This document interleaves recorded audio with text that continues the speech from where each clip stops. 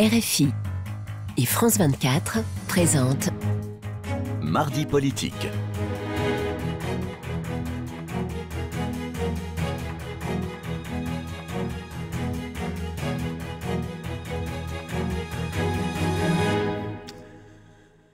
Bonsoir et bienvenue dans ce nouveau rendez-vous de Mardi politique sur France 24 et RFI. Et ce soir, c'est Emmanuelle Morel, députée gauche démocrate et républicaine du Val d'Oise, membre de la Commission des finances, de l'économie générale et du contrôle budgétaire. Ça fait beaucoup, hein. Et puis surtout, c'est important aujourd'hui.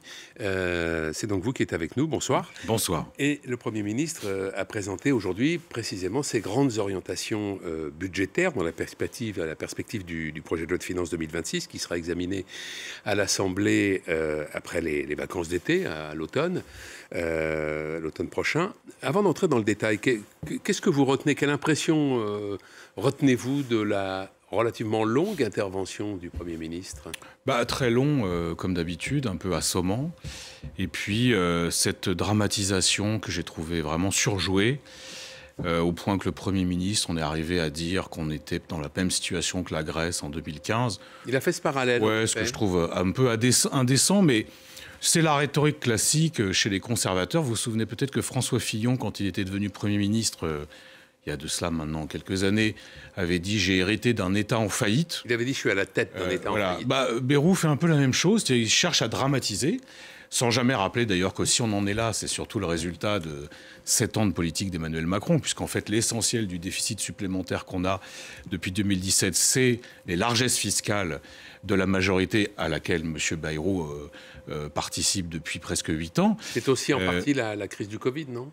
Ah non, parce que là, clairement, et d'ailleurs vous avez récemment une étude de l'OFCE, cette semaine, l'OFCE qui n'est quand même pas une bande de marxistes-léninistes, qui explique qu'une grande partie de l'augmentation de la dette publique en France, ce sont les cadeaux fiscaux. Alors, certains diront pas les cadeaux, mais la suppression de l'ISF, la suppression de la taxe d'habitation, enfin, toutes sortes, et plus évidemment toutes les exonérations de cotisations sociales pour les entreprises, qui sont faites comme ça depuis maintenant 8 ans. Et donc, moi, j'ai trouvé que cette dramatisation était surjouée. Et surtout, ce qui m'a profondément choqué, c'est le sentiment d'inéquité dans les mesures. On est très précis pour ce qui est de taper les ménages populaires et moyens, mais dès qu'il s'agit des entreprises ou des ménages les plus aisés, on a un Premier ministre qui était étonnamment flou. On va revenir sur quelques points. C'est l'impression globale. Déséquilibre. Alors, vous l'avez dit, vous avez parlé de dramatisation. Il a fait en effet un parallèle avec la crise grecque de 2015. Il a eu cette expression, c'est la dernière station avant la falaise. Ouais. Et un peu plus tard, relativement proche de la fin de son propos, il a eu cette phrase: le pronostic vital de la France comme État, comme nation, est engagé. Ça, c'est de la grandiloquence ou c'est de la lucidité ? C'est une emphase un peu ridicule et qui ne correspond pas à la vraie situation du pays.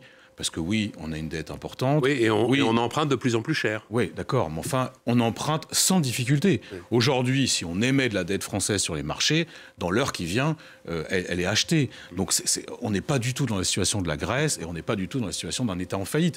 Mais cette emphase, elle s'explique par le fait que M. Bayrou avait des choses très désagréables à annoncer aux Français, qu'elle ait touché les ménages les plus vulnérables et les classes moyennes. Et donc ça explique cette rhétorique que moi je trouve déplacée et à bien des égards un peu ringarde. Voilà. Alors, la présentation des orientations de François Bayrou s'articulait sur 2 grands axes. 2 plans, a-t-il dit. Un plan qu'il a appelé « Stop à la dette » et un plan qu'il a appelé « En avant la production ». Et donc, il a décliné dans cet ordre les... Il a décliné pas de façon très... Parce que c'était long sur « Stop à la dette ». Ouais. C'est sa marotte. Hein. Il a rappelé lui-même que c'est un combat. Il en a beaucoup parlé, encore une fois, sa carrière. En exonérant complètement les 2 quinquennats d'Emmanuel Macron de leur responsabilité, ce que j'ai trouvé aberrant. Sur « En avant la production », le seul truc que les Français vont retenir, c'est qu'on va leur supprimer 2 jours fériés. Parce que pour le reste, il a été étonnamment flou. Il a parlé de la simplification. Il a dit oui, il y a beaucoup d'aides aux entreprises. Faut qu'on en discute dans une démarche de donnant-donnant. Mais il n'a rien donné de précis, absolument rien. Et c'est ce que je vous disais tout à l'heure, cette impression de déséquilibre vient du fait qu'on a une année blanche pour les Français les plus vulnérables, même les plus pauvres. Puisque ça veut dire concrètement que les prestations sociales, les revenus ne vont pas augmenter, qu'il y a des gens qui vont se retrouver assujettis à l'impôt sur le revenu qui ne l'étaient pas. Ça, c'est la conséquence de l'année blanche. Par contre, pour tout ce qui est aide aux entreprises, impôts des plus aisés, tout ce dont on a discuté à l'Assemblée nationale l'année dernière, notamment sur les hauts revenus, sur les hauts patrimoines, là, rien. Et franchement, j'alerte là-dessus. Ce déséquilibre, ça peut créer de la colère sociale profonde dans le pays. Alors, et un sentiment d'injustice que je ne suis pas loin de partager. Est-ce que ce déséquilibre s'illustre par ce propos, puisqu'en fait, donc, dans ce plan Stop à la dette, il dit qu'il veut ramener la dette à l'équilibre. Alors finalement, d'ailleurs, c'est pas ramener la dette à l'équilibre, mais c'est la fixer, c'est-à-dire qu'elle n'augmente plus d'ici à 2029 et que le déficit public de la France en 2029 ne soit que de 2,8%, seuil, a-t-il dit, à partir duquel la dette n'augmente plus. Tout le monde devra participer à l'effort, a donc dit le Premier ministre, mais la compétitivité des entreprises doit être épargnée. C'est là que vous voyez... c'est comme d'habitude. C'est comme d'habitude. Je vais vous donner quelque chose... Une forme de favoritisme, si je vais vous donner un exemple simple. Oui. La même semaine, on apprend par l'INSEE qu'il n'y a jamais eu autant de pauvres en France. 10 millions de pauvres. Donc 15% des gens qui sont dans les familles néoparentales, monoparentales, qui sont sous le seuil de pauvreté. La même semaine, on apprend que les dividendes pour les boîtes du CAC 40 n'ont jamais été élevés, 100 milliards.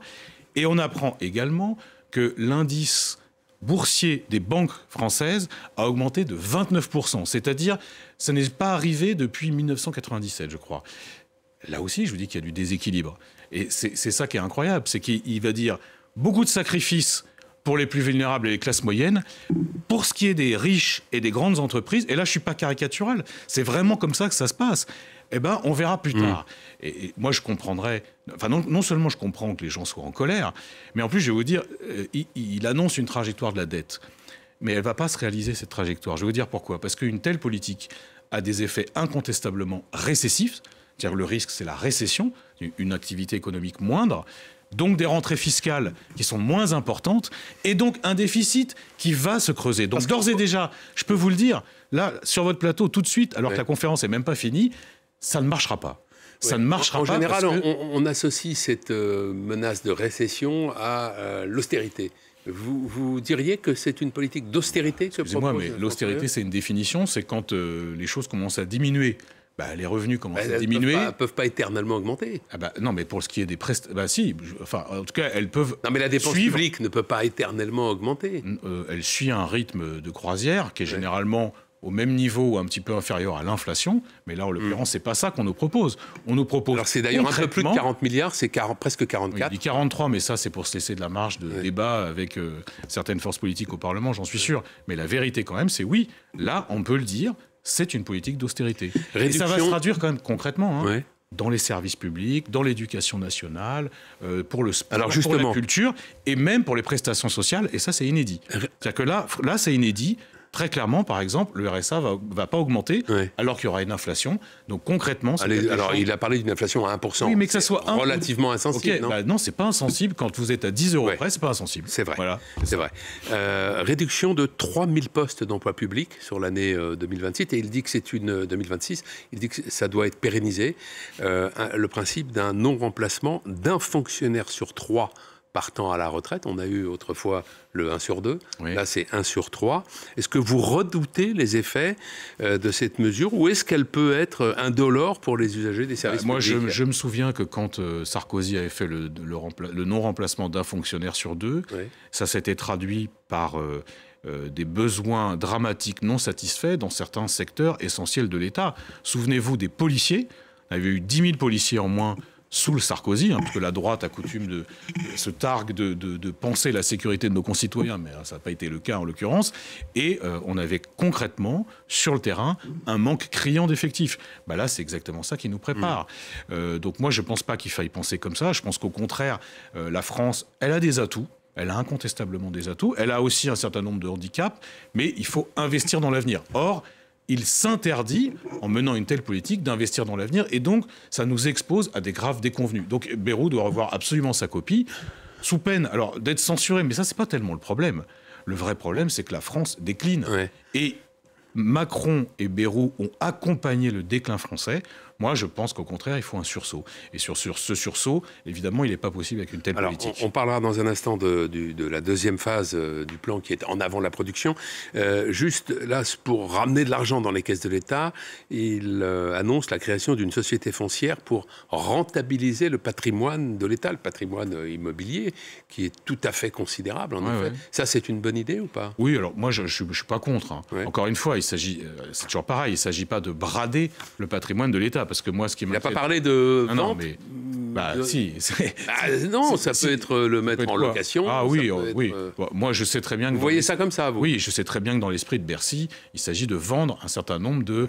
Alors ça ne serait pas une première? Ça ne serait pas une première, c'est pas toujours une bonne idée, oui. Mais ce qui était plus grave, parce qu'il y a ça, et il y avait aussi, dans ce que disait François Bayrou, que j'ai trouvé plus inquiétant, toujours dans la même phrase, l'idée qu'on allait se débarrasser d'un certain nombre de participations de l'État dans des entreprises.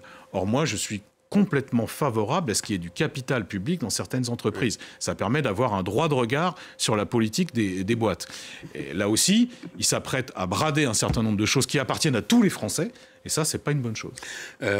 Vous l'avez évoqué rapidement, mais donc il annonce une contribution exceptionnelle pour les plus riches, mais c'est vrai qu'à cet égard, on n'a pas de précision. Il dit rien. Mais ça fait 2 ans. Zéro précision. Ça fait quand même 2 ans que ça dure. C'est-à-dire que l'année dernière, dans les négociations, parce que les parlementaires ont négocié, même ceux de l'opposition, avec les ministres de l'économie et des finances, ils nous avaient dit, vous allez voir ce que vous allez voir, on va répondre à votre question et on va mettre en place une contribution sur les hauts revenus. Puis à la fin, ça avait accouché d'une souris, rien du tout, à peine 1 milliard. Il nous refait le même coup, alors que nous, on arrive avec des propositions concrètes. Par exemple, alors vous avez cette idée présentée notamment par la gauche, mais pas seulement, sur la taxe Zuckman, sur les gros patrimoines. On parle de patrimoine de plus de 100 millions d'euros. C'est pas la plupart des Français. Là-dessus, il y a presque un consensus qui se fait parmi les économistes, notamment les prix Nobel français. On n'a pas de réponse. On n'a pas de réponse. Par exemple, la flat tax, est-ce qu'elle aussi, elle va être soumise à l'année blanche? Ça, on n'en sait rien. Donc, au final, vous voyez, il parle d'année blanche. Moi, je trouve que c'est surtout une année noire pour la majorité des Français, mais pas tous. Et c'est quand même le paradoxe de la période. Dans un pays où il y a eu les gilets jaunes, où il y a de la colère sociale, où il y a une explosion des inégalités, en tout cas une progression très substantielle, on épargne toujours les mêmes, c'est-à-dire les détenteurs de capitaux et les ménages les plus aisés. Je trouve ça profondément injuste et je pense que la plupart des gens partagent ce sentiment d'injustice. Alors, deuxième plan, donc, en avant la production, c'est comme ça qu'il l'a intitulé. Il faut, a-t-il dit, réconcilier notre pays avec le travail, avec l'épanouissement au travail. Il y aurait beaucoup de choses à dire sur le sujet, mais on n'a pas le temps de s'étendre au-delà. Mais il faut, a-t-il dit, que toute la nation travaille plus, notamment suppression, donc vous l'avez évoqué, de 2 jours fériés. Il a proposé le lundi de Pâques et le 8 mai. Ça, c'est une mesure pour vous qui est choquante, la suppression de 2 jours fériés?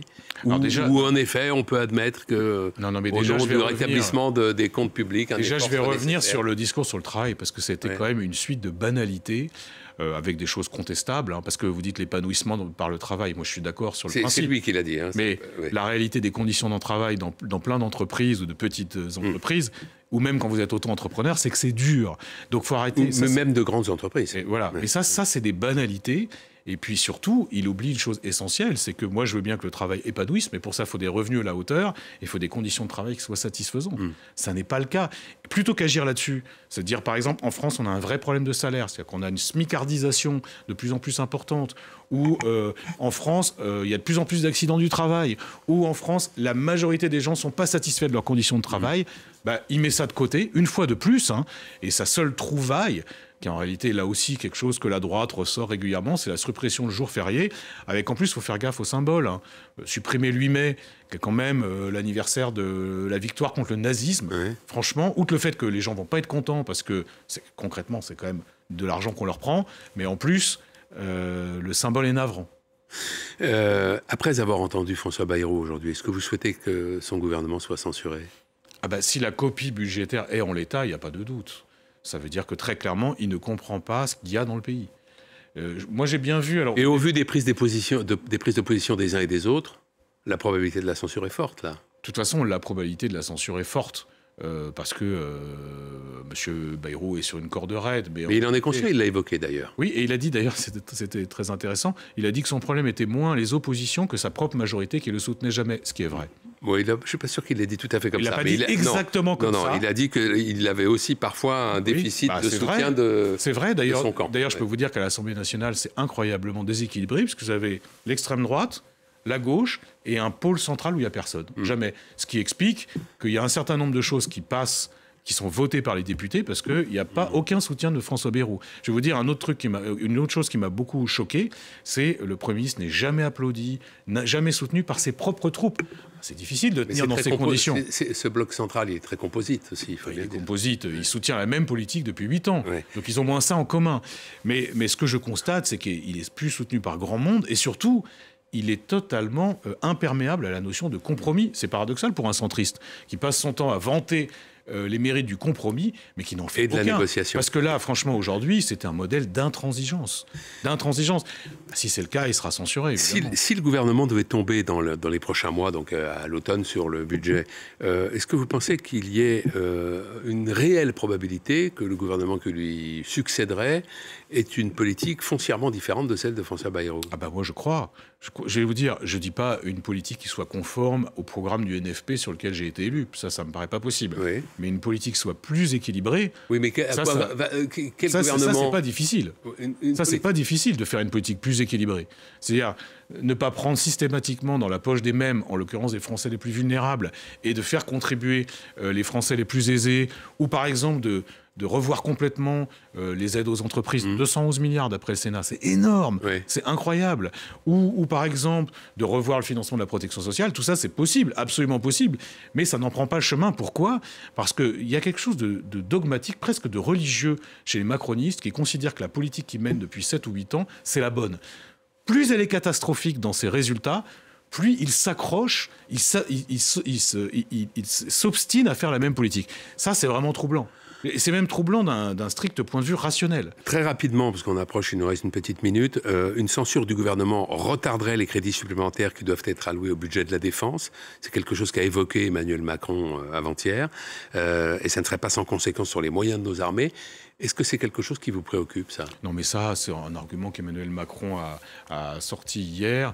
Ça n'a aucun sens, parce qu'en fait, à partir du moment où le budget est voté, les crédits pour la défense, ils seront abondés, comme d'ailleurs la majorité des parlementaires le souhaitent. C'est pas un problème. Moi, ce qui me pose plus un problème, c'est qu'on investit dans la défense. Je suis pas contre, mais si on n'investit pas dans la recherche, dans l'éducation et dans les investissements d'avenir, notamment sur les infrastructures, alors là, je trouve que c'est pas juste. Et d'ailleurs, tout le problème d'aujourd'hui et de la présentation du budget aujourd'hui, c'est que c'est pas juste, c'est injuste. Il faut remettre de la justice, il faut remettre de l'investissement, il faut remettre de la solidarité là où il n'y en a pas. Merci Emmanuel Morel. Merci à vous. Merci d'être venu ce soir. C'est la fin de cette émission. Très bonne soirée et merci à Flore Simon et Camille Néran qui m'ont aidé à la préparer. Excellente soirée.